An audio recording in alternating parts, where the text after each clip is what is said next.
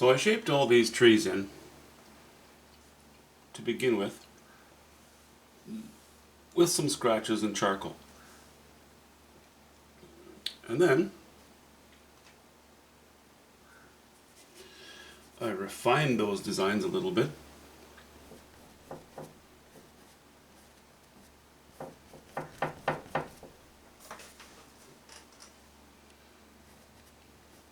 With those very dark lines.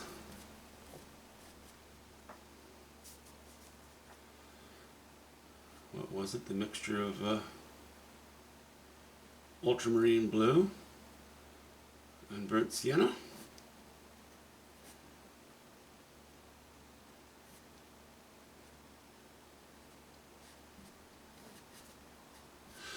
And then I refined the shapes a little more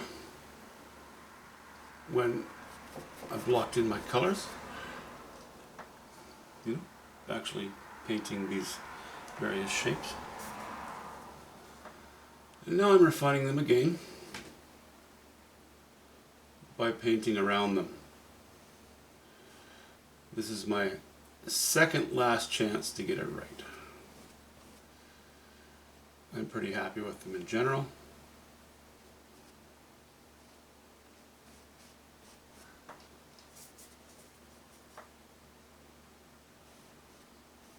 And, you know, the final shaping will, of course, be when we paint the painting. I know now that it's definitely going to be a brush painting.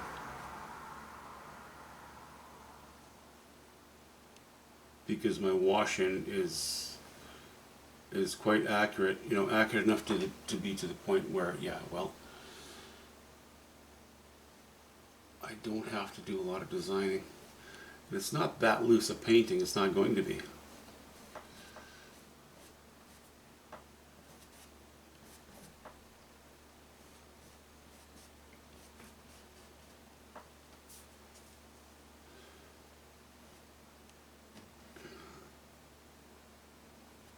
And of course, all the trees play an important role. The stuff people are going to, the viewer is going to pay attention to, oddly enough, you know, the initial impact, the drama, it's going to exist right here. Well, it's really going to be in this area when the painting's done. But this is going to be very important. It's not dead center. This spire is a little to the right of center. So I'm taking some of my higher values and higher chromas a little more to the right, and I'm feeding them off to the left very gently. Just kind of feathering things away as we get away from the focal point, or the focal area, I should say.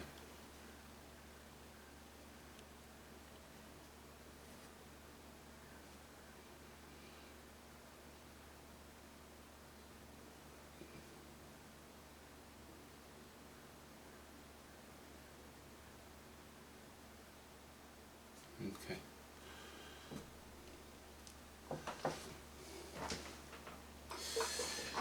So,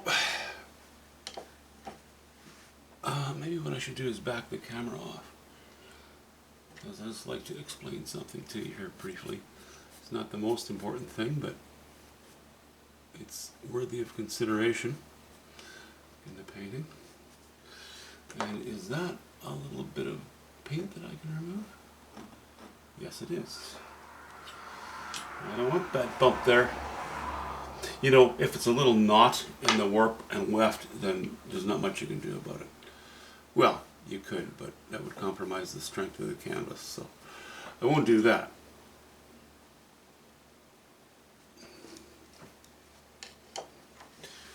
Yeah, let's square the painting off a bit and back the camera up a bit, and we'll have a peek.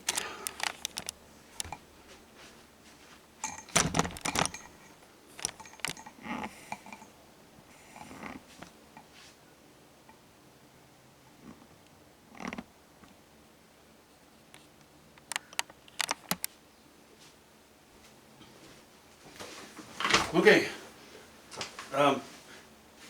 subtleties, a little bit subtleties here. we have a very strong line here. Everything below, everything down here is not going to be so important. It's going to be supportive. It has to be well contextualized, but it's not the most important part of the painting. The most important part of the painting really is here.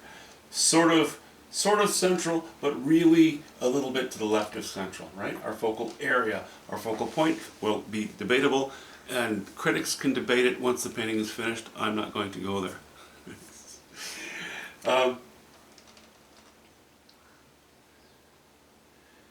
So we have this strength, right?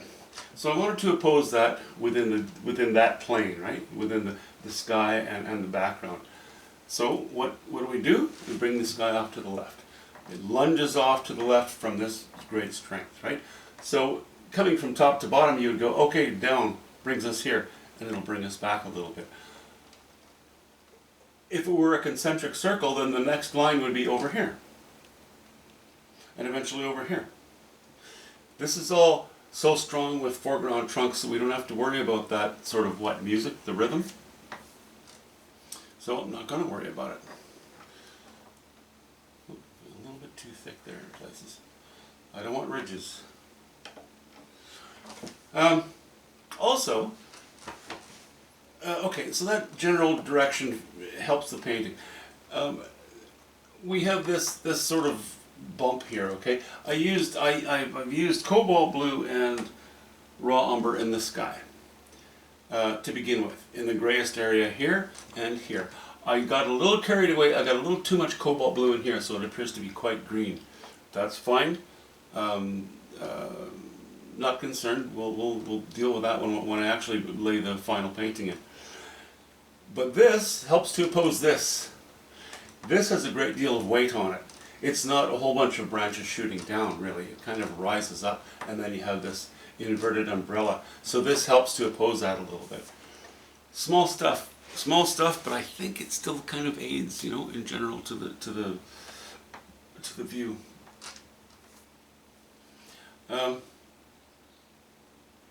And after that raw umber and cobalt blue, then to that mixture I added a little alizarin crimson and a little more yellow ochre, and a bit of white to bring us into the mauves here, into the purples, right? And then as we got closer to this band of light, I've gotten rid of the blue completely and just gone with yellow ochre and alizarin crimson and white. Yes, it's still contaminated with a bit of blue. That's fine. I actually like it, because if I didn't have a little blue in there, this would be much too strong. It's the wash ink. It's not the final painting, right? So that works. The reason that I said, I think yesterday or maybe the day before, that this painting was going to be warmer than the last one that I'd worked on is because I was going to introduce more purple into it. The last painting I had, it was very gray, very blue. This is going to have more warmth, and if you introduce reds of any sort, you'll end up with a warmer painting. Introduce reds to blues, you have purple. I washed in this water here pretty much all with ultramarine blue and alizarin crimson. And that's about it. I dirtied it up with a little bit of raw umber in places, but not much. Because what I wanted the water to do was pick up quite a bit of what will be purple in the sky, what's already becoming a little bit purple in the sky. So we'll have a good band of warmth here, These rocks are going to go more in the direction of brown. So be it, These trees, they're all going to have elements of purple, most likely ruled over for the most part by burnt sienna and white and varying degrees of other colors poked in here and there. We get to the foreground, we're in the shade now. I don't know that I'm going to have a lot of light slashing across here. I haven't decided yet even my shapes, as you can see. I have not paid a lot of attention to it because it's not the most important part of the painting. I need to first decide where to put certain lines, how to work with the flow of this. I wouldn't mind, like I sort of indicated a couple of, or a rock here maybe or two. I may put another bit of bedrock showing through in various places. I don't know yet, haven't decided. I guess that's it for now. Yes, I did love that orange poking through. Unfortunately, that beautiful color has to go. Build it up, destroy it, bear in mind what you liked about it, build it back up again. So some of that orange is going to reappear in the final painting of the sky because I need it to be warm, and I doubt there will be any cadmiums used up there. I think it's likely going to be combinations of yellow ochre, a bit of alizarin crimson, and white. And at its highest value and most important areas, it's going to be yellow ochre and white. And that will bring back an even stronger orange than you saw on the wash-in. So, I guess that's it. Enjoy the rest of your weekend. Talk to you soon.